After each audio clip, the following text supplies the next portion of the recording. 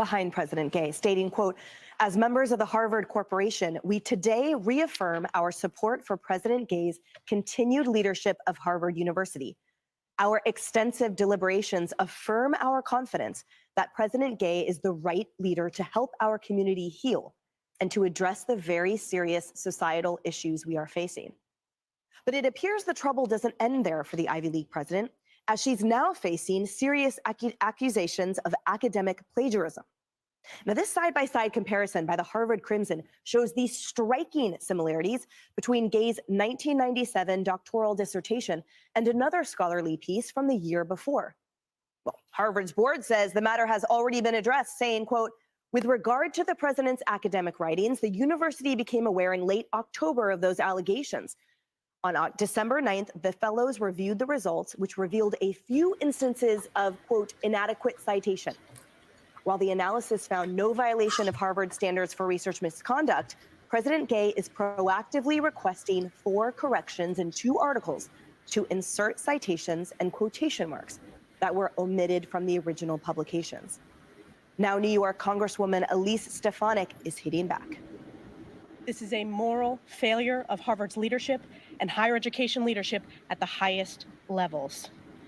And the only change they have made to their code of conduct, where they failed to condemn calls for genocide of the Jewish people, the only update to the code of conduct is to allow a plagiarist as the president of Harvard. Welcome to a very special edition of the Post-Duopoly Show. I'm one of your hosts. I'm CJ. What's up, Russell? What's up, Nick? What's up, guys? Long time no see. Yeah. And Keaton will be joining us soon, but go ahead, Nick. Yeah, it's good to be back with our brothers from Due Distance. Good to see you as well, Russell.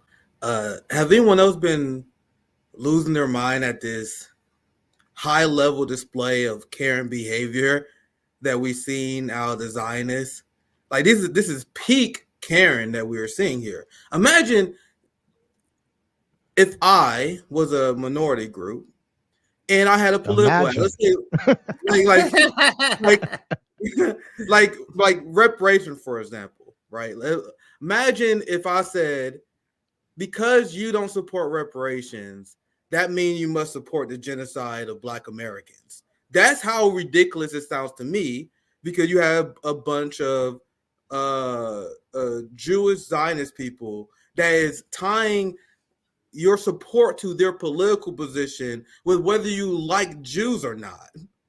And then they go around, they got congressional hearings, they get bills crafted, they are pushing for the suppression of free speech. Meanwhile, they still run around pretend like they're the victims. But Russ, I think you want to chime in. Feel free. Yeah, it's the only card they have to play.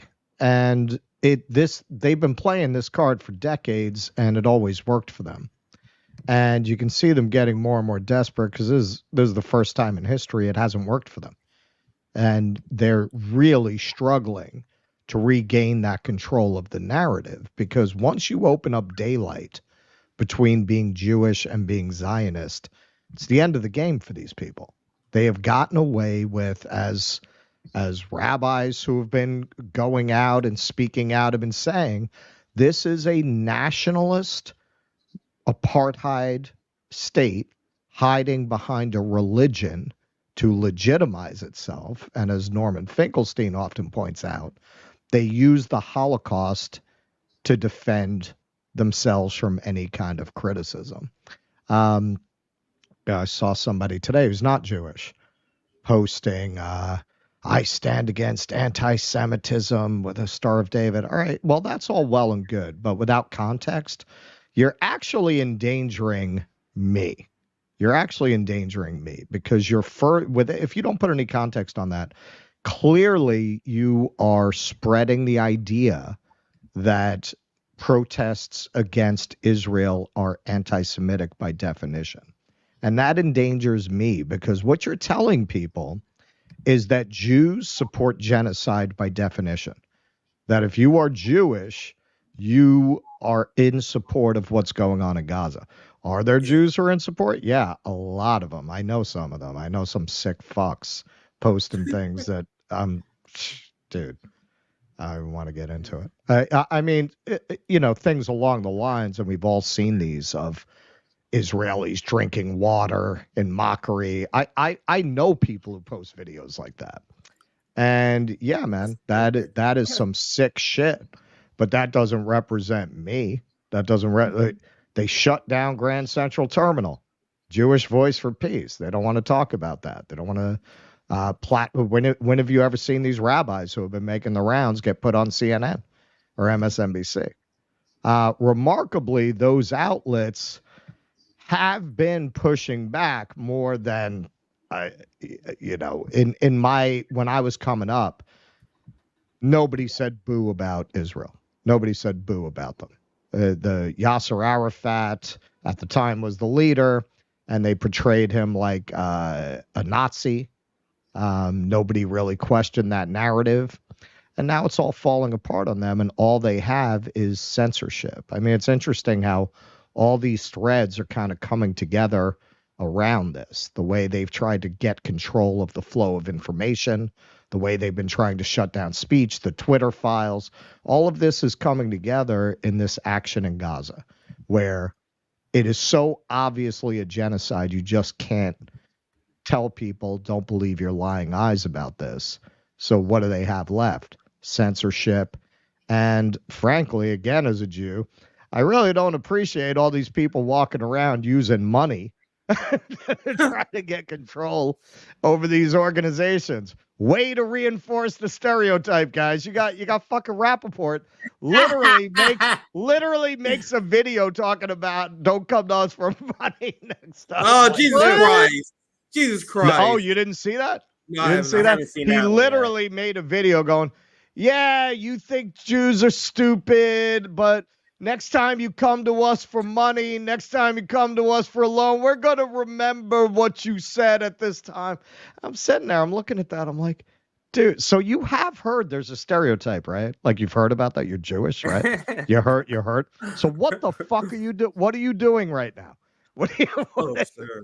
So Unreal. Michael Rappaport, I literally can't with this guy. You got to know that he was trying to fight Rome, and Rome was like, bro, He was trying to "We're fight in New Rome. York, send a taxi," and Rome was like, bro, bad. I'm like, bro, you don't want to do that, bro. That's for the guy you don't want to do that.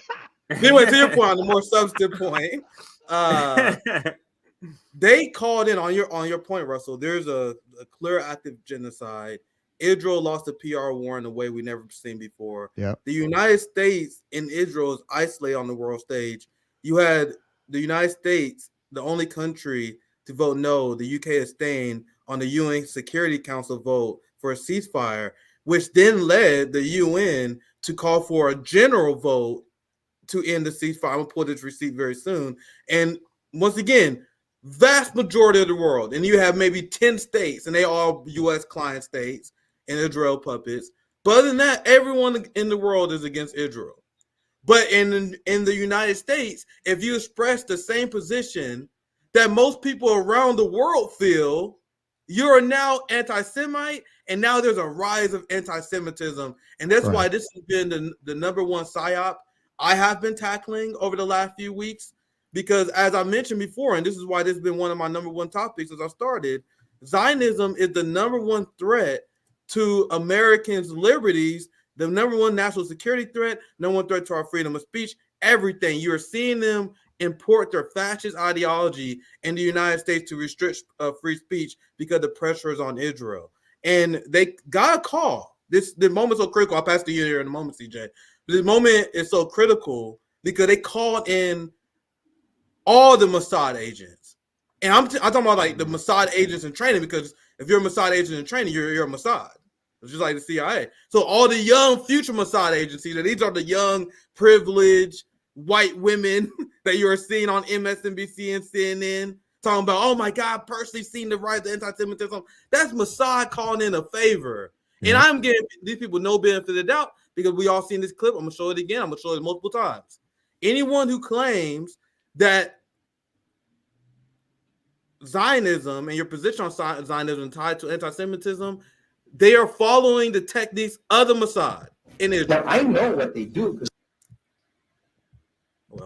I used to ask them to do it. I mean, when I was in the Mossad and we had a guy that gave us problems in the U.S.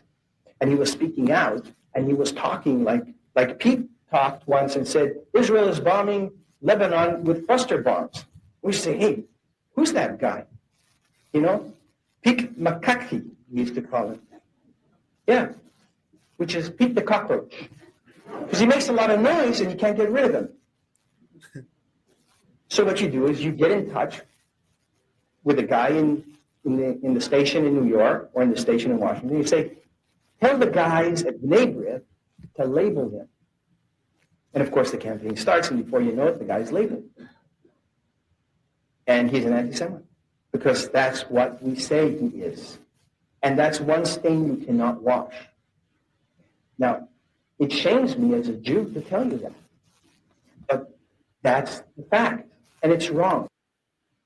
I want to get CJ and Russell in here. Anything you want to add, CJ? Anything you want to add, Russell? CJ, I think this is a good time to get to the anti-Semitism story. I don't know how you're feeling, but I think this is a good time to get into it. No, that's what I wanted to start with, because I do. I just have a comment, and then we can get right into the article and the story, or however you wanted to do it. Because the reason I started out with that clip is it's we're all saying, it's good that, even this corporate board of, and I hear this is the oldest corporate board in U.S. history, this board that they're talking about at Harvard. Corporation. They call it Harvard Corporation. Yes. And they're very proud that this is like the oldest.